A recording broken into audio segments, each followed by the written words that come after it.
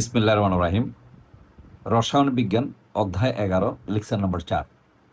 আজকের লেকচারে আমি তোমাকে যে 4টি কোশ্চেন আলোচনা করব, এই 4টি কোশ্চেন পরীক্ষার জন্য খুবই গুরুত্বপূর্ণ। বোর্ড পরীক্ষা, টেস্ট পরীক্ষা, প্রি টেস্ট পরীক্ষা, স্কুলের বার্ষিক পরীক্ষা, এই 4টা কোশ্চেন বারবারই আসে। তাই আমি সতর্কতার সাথে তোমাকে এই কোশ্চেনটা শিখিয়ে দিচ্ছি, এমনভাবে শিখাচ্ছি যেন পরীক্ষায় আসলে সফলতার সাথে তুমি অ্যান্সার করে আসতে পারো এবং পূর্ণ মার্কস অর্জন করতে পারো। প্রথম কোশ্চেন হলো, জৈব যৌগের অসম্পৃক্ততা কাকে বলা হয়? খুবই সুন্দর, আমি ফ্র্যাঙ্কলি শিখাই দিচ্ছি। এখানে লেখা আছে, তুমি লেখাটা স্ক্রিনশট নিয়ে লিখে নিও, কোনো সমস্যা নেই। আমরা জানি যে সকল জৈব যৌগের মধ্যে কার্বন শিকলের মাঝে কার্বন কার্বন দ্বিবন্ধন একটি অথবা কার্বন কার্বন ত্রিবন্ধন একটি বিদ্যমান থাকে, তাদেরকে অসম্পৃক্ত যৌগ বলা হয়। আর এই অসম্পৃক্ত যৌগগুলো যে বৈশিষ্ট্যমূলক ধর্ম প্রকাশ করে, তাদেরকে জৈব যৌগের অসম্পৃক্ততা বলা হয়। ঠিক আমি যা বলছি তাই এখানে লেখা আছে।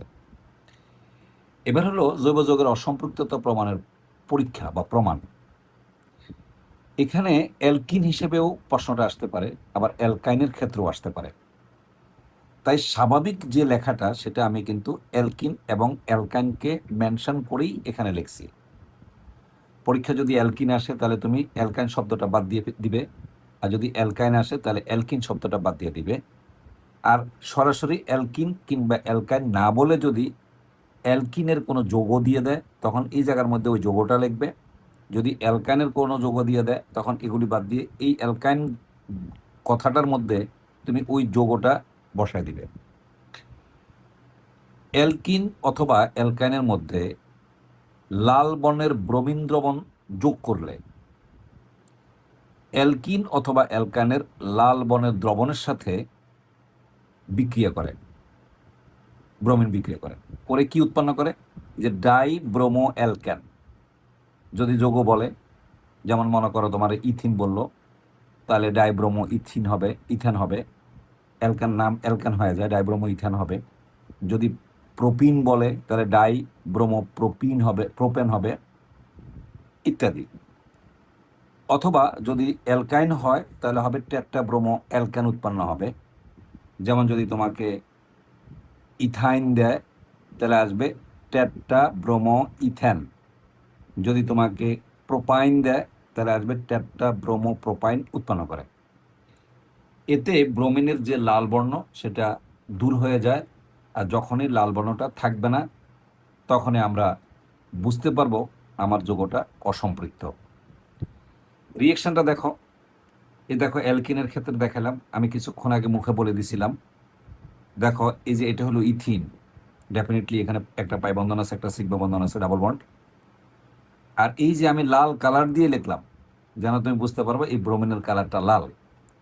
এই লাল বর্ণের যদি আমরা এই দ্রবণের সাথে বিক্রিয়াটা দেই, তখন এখানের এই একটা ব্রোমিন এই কার্বনের সাথে যুক্ত হবে, আর আরেকটা ব্রোমিন এই ডানের কার্বনের সাথে যুক্ত হবে, এবং যুক্ত হওয়ার সাথে সাথে এই ডাবল বন্ডটা সিঙ্গেল বন্ডে পরিণত হয়ে যাবে, কারণ পাই বন্ধনটা ভাঙ্গার কারণেই এই দুইটা ব্রোমিন এই দুইটা কার্বনের সাথে যুক্ত হতে পেরেছে। তাহলে দেখো এই যে CS2, এই যে CS2, এই দেখো ব্রোমিন এসে অ্যাড হলো, ডাবল বন্ড সিঙ্গেল বন্ড হয়ে গেল, আবার আইসা আরেকটা ব্রোমিন এই যে CS2 বিয়ার হয়ে গেল। এটার নাম হলো এই যে ডাই ব্রোমো ইথেন, এবং এটা বর্ণহীন। একইভাবে যদি আমি প্রোপিন দেই তাহলে দেখো একইভাবে রিয়েকশন হয়েছে। এই একটা ব্রোমিন ডাবল বর্ণনযুক্ত কার্বনের বামের কার্বনের সাথে যুক্ত হবে, এবং আরেকটা ব্রোমিন ডাবল বন্ডযুক্ত কার্বনের ডানের কার্বনের সাথে যুক্ত হবে, এবং ডাবল বন্ডটা সিঙ্গেল বন্ড হয়ে যাবে। তখন এটার নাম হবে ডাই ব্রোমো প্রোপেন। তাহলে দুটো দিয়ে দেখালাম। এখন পরীক্ষার হলে কার্বন সংখ্যা যদি বাড়িয়ে দেয় তাহলে তুমি পারবা, এখানে ইথিন দিছি, এখানে প্রোপিন দিছি, পরীক্ষার হলে বিউটিন আসতে পারে, প্যান্টিন আসতে পারে। তবে মনে রাখবে, ইথিন প্রোপিন বিউটিনের পরে সাধারণত পরীক্ষায় দেখা যায় না। তাই এই একটা দুইটা শিখে এর সাথে বিউটিনটাও প্র্যাকটিস করে রাখবে, এনাফ। এবার হলো অ্যালকাইনের ক্ষেত্রে যদি আমরা দুই কার্বনযুক্ত হিসাব করি তাহলে এটা হলো ইথাইন। এখন এখানে দেখো একটা ডাবল বন্ড ছিল, এর মধ্যে একটা পাই বন্ধন ছিল, একটা সিগমা বন্ধন ছিল। দেখো এখানে কিন্তু ট্রিপল বন্ড আছে, তার মধ্যে একটা সিগমা আছে আর বাকি দুইটা কিন্তু পাই বন্ধন আছে। ফলে এখানে যেহেতু একটা পাই বন্ধন ছিল, ফলে দুইটা ব্রোমিন ঢুকছে। যেহেতু এখানে দুইটা পাই বন্ধন আছে, তাহলে দুইটা ব্রোমিন অণু ঢুকবে। তাহলে এখানে এসে দেখো, এখানে এসে দুইটা ঢুকবে, বামের কার্বনের সাথে দুইটা ঢুকবে, এই ডানের কার্বনের সাথে দুইটা ঢুকবে, এই ট্রিপল বন্ডটা সিঙ্গেল বন্ড হয়ে যাবে। তাহলে দেখো এখানে যদি দুইটা ঢুকে, এখানে দুটো, তাহলে চারটা ঢুকলো, তাহলে চার মানে টেট্রা। এই যে দেখো টেট্রা ব্রোমো ইথেন হয়ে গেল। এই যে দেখো, এই যে সিএইচ ঠিক আছে, আর এই দেখো এই ট্রিপল বন্ডটা দেখো সিঙ্গেল বন্ড হয়ে গেল, আর এখানে দুইটা ব্রোমিন এসে এখানে ঢুকে গেল। একইভাবে ডানের যে কার্বন আছে CH2 হয়ে গেল, তার মানে টেট্রা ব্রোমো ইথেন হয়ে গেল। এটা বর্ণহীন। এবং এটা হলো আমি ইথাইন বললাম। এবার আসবে প্রোপাইন দিয়ে একই রকম হিসাব হবে, অবশ্যই তুমি প্র্যাকটিস করবে। আর এরপরে তুমি আরেকটা প্র্যাকটিস করবে নেবে, সেটা হলো বিউটাইন। তার মানে মনে রাখবে কার্বন সংখ্যা 2, কার্বন সংখ্যা 3 এটার ক্ষেত্রে, অথবা কার্বন সংখ্যা 4 এভাবে আসবে। এবার দেখো সৃজনশীলে কীভাবে আসবে, আমি সেটাও তোমাকে প্র্যাকটিস করিয়ে দিচ্ছি। সৃজনশীলে ঠিক এভাবে আসবে, এটা শর্ট কোশ্চেন হিসেবে আসবে প্রথমটা, পরেরটা সৃজনশীল হিসেবে আসবে। প্রমাণ করো যে এই যে ইথিন একটি অসম্পৃক্ত যৌগ, তার মানে এই কথাটা, এই যে ইথিন, এই যে C2H4, এই যে দেখো C2H4, এই যে প্রথমটার কথা বলা হয়েছে, তখন তুমি এই জায়গার মধ্যে এই ইথিন শব্দটা লিখে দিবে।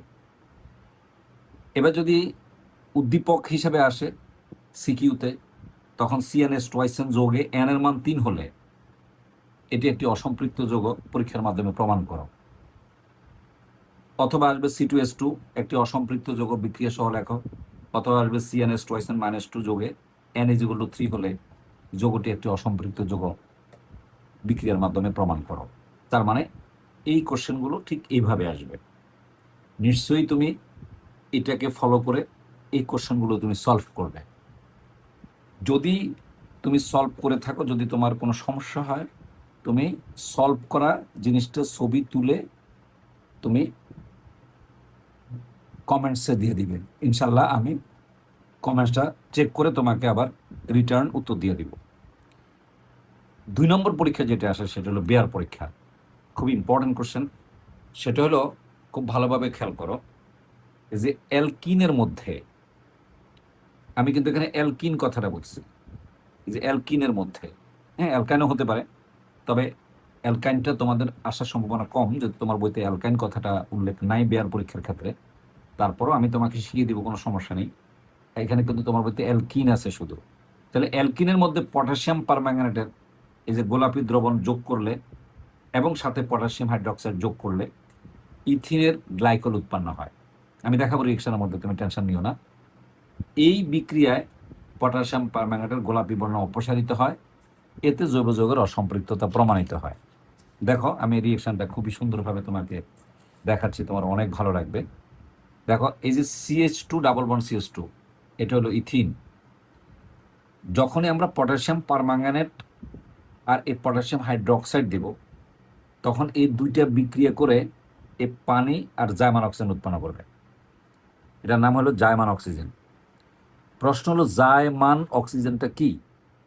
এটা হলো, আমরা জানি অক্সিজেন সবসময় অনুঘটন করে থাকে, O2 হিসেবে থাকে। এই যে অক্সিজেনটা O2 হিসেবে থাকবে, কিন্তু যখনই অক্সিজেনটা অণু হিসেবে না থেকে এই যে পারমাণবিক অবস্থায় থাকে, এই যে পারমাণবিক অবস্থায় থাকে, তখন থার্ড ব্র্যাকেট দিয়ে লিখতে হয়। যখনই পারমাণবিক অবস্থায় থাকে তখন তাকে জায়মান অক্সিজেন বলা হয়।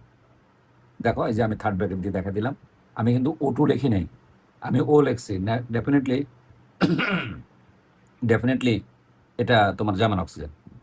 এখন দেখো রিয়েকশনের কৌশলটা দেখো, এই পানি যেটা আছে, পানি আমি এখানে ভেঙে দেখাচ্ছি, যে পানি আর হলো জার্মান অক্সিজেন। তো আমরা জানি পানিটা কীভাবে ভাঙে, খেয়াল করো, পানি ভাঙবে OH আর একটা H থাকবে, এটা পানি এভাবে ভাঙবে। আর এই জার্মান অক্সিজেনটা এসে এর পাশে বসে যাবে। বসে যদি যায় তাহলে কয়টা OH হলো দেখো তো, এই যে OH কিন্তু 2টা হবে, এই যে OH 2টা হবে। একটা OH বামের কার্বনের সাথে যুক্ত হবে, আর একটা OH এই যে ডানের কার্বনের সাথে যুক্ত হবে। তখন যে যৌগটা হবে, তখন এটাকে গ্লাইকল বলা হয়। দেখো ইথিলিন গ্লাইকল, এই যে দেখো ইথিলিন গ্লাইকল। দেখো CH2 আর এই দুইটা যে রিয়েক্ট্যান্ট আছে, অর্থাৎ বিক্রিয়ক আছে, এই দুইটা থেকে 2টা OH ক্রিয়েট হবে। এই দুইটা মিলে 2টা OH ক্রিয়েট হবে। একটা OH-টা বামের কার্বনের সাথে যুক্ত হবে, আর আরেকটা ডানের কার্বনের সাথে যুক্ত হবে, এবং এখানে যে ডাবল বন্ডটা ছিল দেখো সেটা সিঙ্গেল বন্ড হয়ে গেছে, কারণ পাই বন্ডগুলো ভেঙে যায়। এটার নাম হলো ইথিলিন গ্লাইকল। ঠিক একইভাবে যদি আমি 3 কার্বন দিই তাহলে এটা হবে প্রোপিলিন গ্লাইকল। তার মানে এখানে যে দুইটা ওএস ক্রিয়েট হবে, ভালো করে দেখো, এই দুইটা ওএস এর মধ্যে একটা ওএস বামের কার্বনের সাথে দেখো যুক্ত হয়েছে, এই আরেকটা কিন্তু দেখো এই যে ডানের কার্বনের সাথে দেখো যুক্ত হয়েছে। তাহলে ডেফিনেটলি আমরা বুঝলাম এটাকে বলা হয় ব্রোমিন, এটাকে বলা হয় বিয়ার পরীক্ষা। প্রথম পরীক্ষার নাম হলো ব্রোমিন পানির পরীক্ষা বা ব্রোমিন দ্রবণ পরীক্ষা, আর দ্বিতীয় পরীক্ষার নাম হলো বিয়ার পরীক্ষা। এবার হলো এই কোশ্চেনটা আমার এখানে 13 দেখাচ্ছে, তুমি টেনশন নিবে না, আমি এই অধ্যায়ের প্রায় 40টা কোশ্চেন করাই, এবং টেস্ট পেপারের আমি অন্তত 60টা সৃজনশীল প্রশ্ন ঠিক একইভাবে আমার হাতের লেখা নোট আমি আমার শিক্ষার্থীদেরকে ক্লাসে দিয়ে দিই, এবং প্রত্যেকটা কোশ্চেন ওদেরকে বুঝিয়ে আমি পরীক্ষা নিই।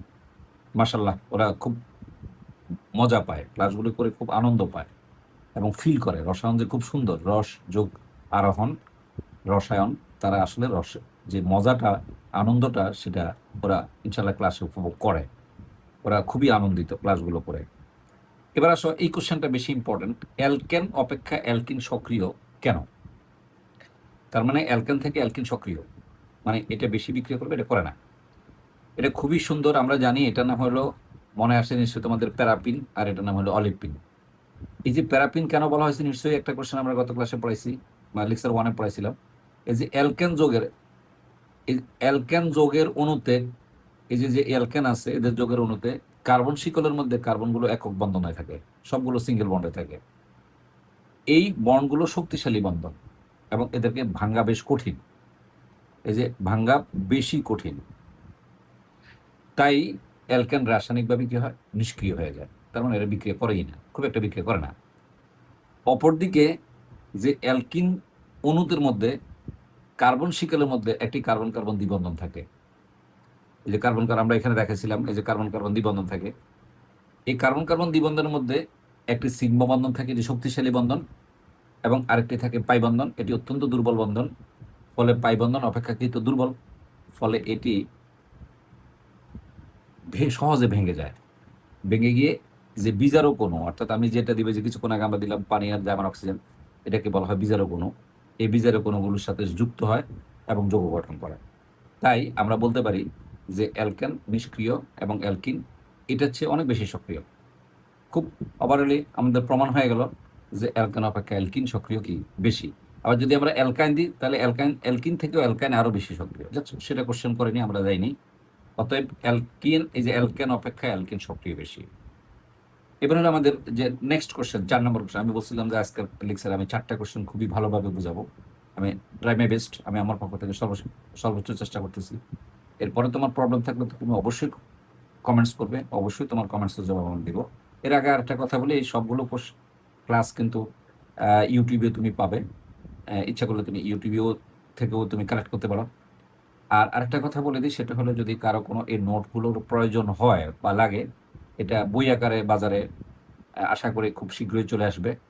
আর যদি কেউ নর্মালি নিতে চাও তাহলে তুমি ইনবক্স করলে আশা করি তোমাকে সহযোগিতা করার আমি চেষ্টা করব।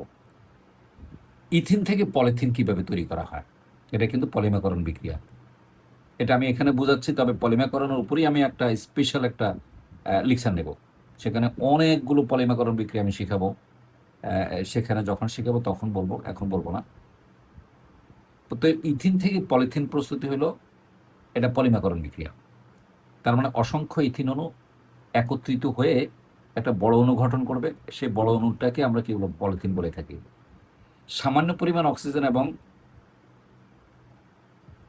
1000 এটিএম চাপে 200 ডিগ্রি সেন্টিগ্রেড তাপমাত্রায় যদি আমরা ইথিনকে উত্তপ্ত করি তাহলে পলিথিন উৎপন্ন হয়।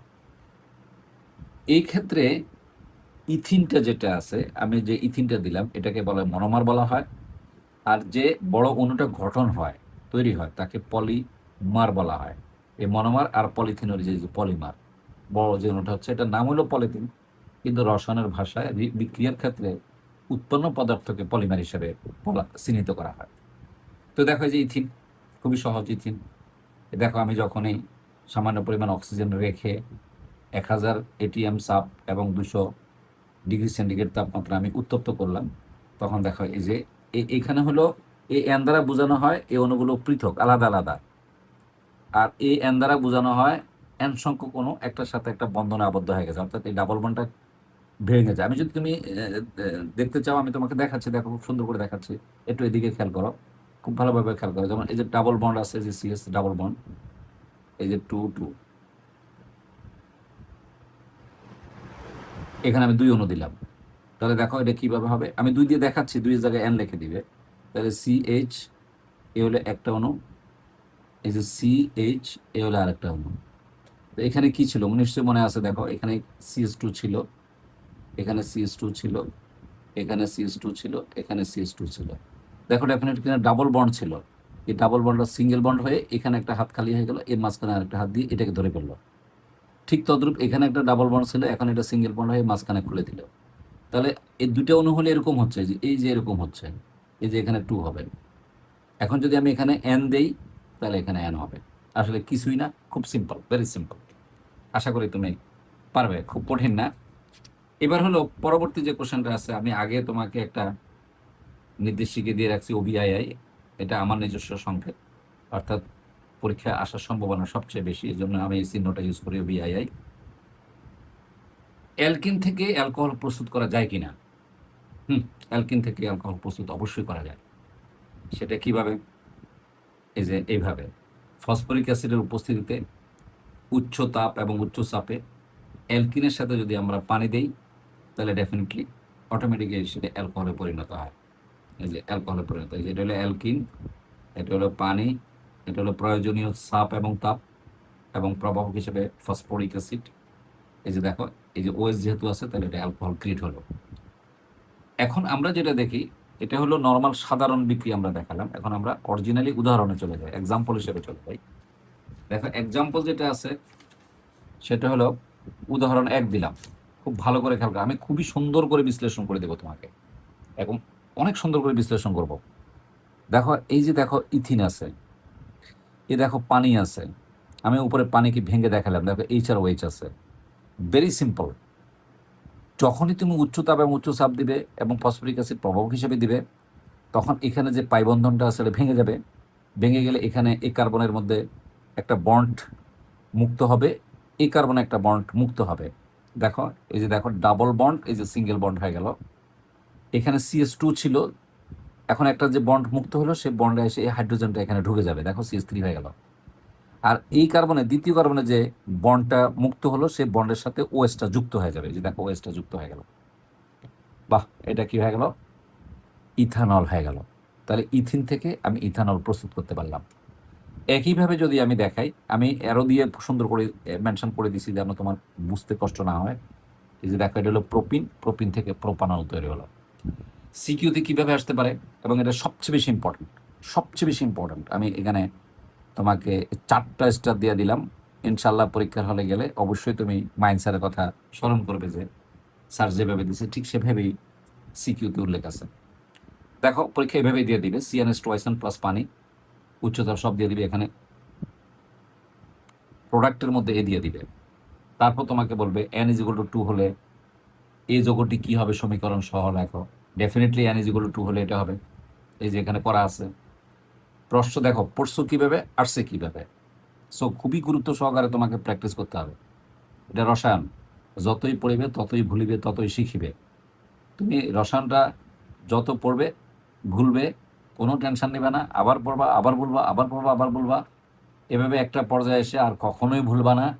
সারা জীবন তোমার মনের মধ্যে গেঁথে যাবে, এবং রসায়নই তোমার সবচেয়ে প্রিয় সাবজেক্ট হবে, যদি তুমি আমি যেভাবে বলছি এভাবে যদি তুমি ধৈর্য না হারিয়ে নিয়মিত প্র্যাকটিস করতে থাকো।